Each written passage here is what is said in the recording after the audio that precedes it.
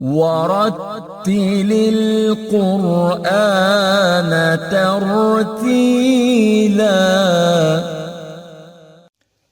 بسم الله الرحمن الرحيم. الحمد لله والصلاة والسلام على سيدنا رسول الله. أهلا ومرحبا بمتابعينا على قناة هاني زيتون. سمعتوا الفيديو اللي فات؟ سمعتوا السؤال اللي فات؟ يا ترى كان مقام ايه؟ كان مقام العجم. كويس؟ لو اجابتك غلط اسمع تاني وركز وحاول، كل ما تحاول كل ما المستوى معاك يكون افضل. نسمع السؤال التاني مع سورة العاديات. ركز كويس واعرف وحدد اسم المقام. بسم الله الرحمن الرحيم.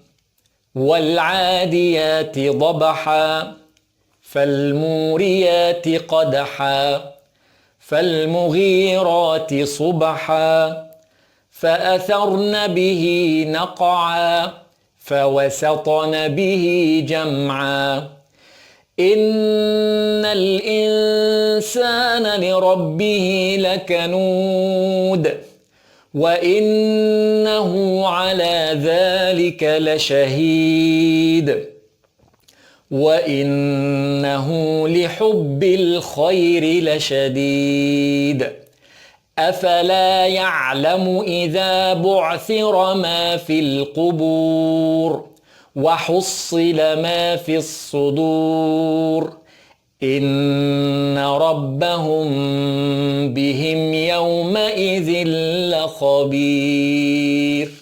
صدق الله العظيم. يا ترى المقام ايه؟